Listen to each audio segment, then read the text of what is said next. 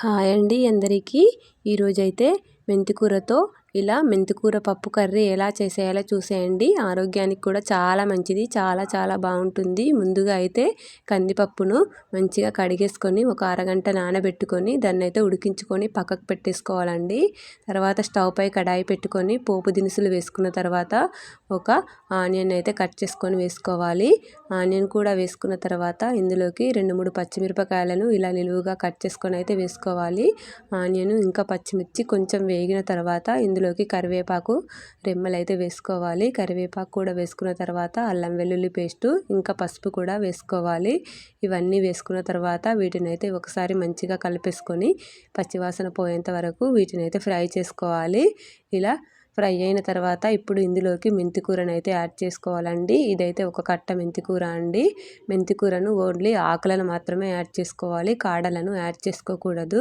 ఎందుకంటే కూర అనేది చేదు వచ్చేస్తుంది, అందుకే ఓన్లీ ఆకులు మాత్రమే యాడ్ చేసుకోవాలి. ఇలా యాడ్ చేసుకున్న తర్వాత మంచిగా కలిపేసుకొని దీనైతే మగ్గనివ్వాలి. మూత పెట్టుకొని ఒక 2 నిమిషాలు చూడండి. ఇలా మగ్గిపోయిన తర్వాత ఇప్పుడు ఇందులోకి అయితే మనము టమాటాని అయితే యాడ్ చేసుకోవాలి. ఒకసారి కలిపేసుకొని ఒక పండిన టమాటాని అయితే యాడ్ చేశాను. టమాటాను కూడా యాడ్ చేసిన తర్వాత ఇలా మంచిగా కలిపేసుకొని ఇందులోకి కొంచెం వెల్లుల్లి జీలకర్ర పేస్ట్ని అయితే యాడ్ చేసుకోవాలి. పప్పు కూరలోకి జీలకర్ర వెల్లుల్లి పేస్ట్ అనేది చాలా బాగుంటుందండి, అందుకైతే యాడ్ చేసుకోవాలి. ఇలా మూత పెట్టుకొని టమాటా కొంచెం మెత్తబడే వరకు అయితే మగ్గనివ్వాలి. చూడండి టమాటా అయితే మెత్తబడిపోయింది కదా. ఇందులోకి ఇప్పుడైతే మనము ఇంకా కారము ఇంకా ఉప్పు అయితే యాడ్ చేసుకోవాలి. టమాటా మెత్తబడిన తర్వాత మొత్తం మెత్తబడిపోయింది కదా.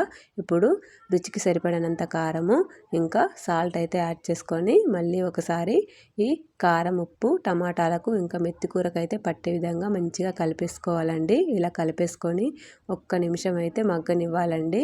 ఇలా మగ్గితే ఆయిల్ అనేది కొంచెం బయటికి వచ్చేస్తుంది, అందుకే కారం కూడా పచ్చివాసన రాదు కాబట్టి ఇలా మగ్గనివ్వాలి. చూడండి ఆయిల్ అనేది బయటికి వచ్చేసింది కదా. ఇప్పుడు కలిపేసుకొని ఇందులోకి మనము ముందుగా ఉడకపెట్టుకున్న కందిపప్పును అయితే ఇలా యాడ్ చేసుకోవాలి. నేనైతే కొంచెం స్మాష్ చేసి అయితే యాడ్ చేశానండి.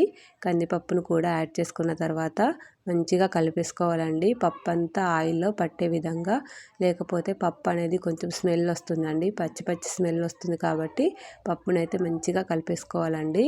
ఇలా కలుపుకున్న తర్వాత దీన్ని అయితే ఒక 2 నిమిషాలు అయితే మగ్గనివ్వాలండి. సన్నని మంట మీద, ఎక్కువ మంట పెట్టేసుకుంటే మాడిపోతుంది కాబట్టి ఇలా సన్నని మంట మీద ఒక 2 నిమిషాలు మంచిగా మగ్గనిస్తే పప్పు అనేది పచ్చివాసన రాకుండా ఉంటుంది. ఇలా మూత తీసి కలుపుకున్నాం కదా. ఇప్పుడు ఇందులోకి మనం కొంచెం అయితే చింతపండు రసం అయితే యాడ్ చేసుకుందామండి.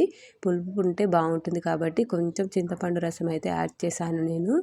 ఇలా చింతపండు రసం కూడా యాడ్ చేసిన తర్వాత దీన్ని కూడా మంచిగా కలిపేసుకోవాలి. చింతపండు రసం అంతా పప్పులో కలిసే విధంగా ఇలా చింతపండు రసం కలిపేసుకున్న తర్వాత ఇప్పుడు ఇందులోకి కొంచెం వాటర్ అయితే యాడ్ చేసుకోవాలి. ఎందుకంటే ఇది ఉడికిన తర్వాత ఇంకాస్త గట్టి పడుతుంది కదా. పప్పు గట్టిగా ఉంటే తినబుద్ధి కాదు కదా, అందుకే కొంచెం అయితే వాటర్ యాడ్ చేసుకోవాలండి. ఇలా వాటర్ యాడ్ చేసుకోవాలి. ఈ కన్సిస్టెన్సీలో వాటర్ యాడ్ చేసుకొని మూత పెట్టుకొని ఒక 2-3 నిమిషాలు లో ఫ్లేమ్ మీద ఉడకనివ్వాలండి. కొంచెం పప్పు అనేది ఇలా దగ్గర పడే వరకు. ఇలా పప్పు అనేది దగ్గర పడిన తర్వాత అంతే అండి, స్టవ్ ఆఫ్ చేసేసుకోవడమే. చాలా చాలా బాగుంటుంది కర్రీ అయితే.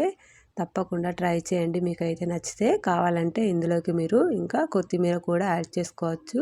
చాలా హెల్దీ అండి. నేనైతే కొంచెం కొత్తిమీర అయితే యాడ్ చేశానండి చివరగా స్టవ్ ఆఫ్ చేసిన తర్వాత. నచ్చితే ట్రై చేయండి, లైక్ చేసి సబ్స్క్రైబ్ చేయండి.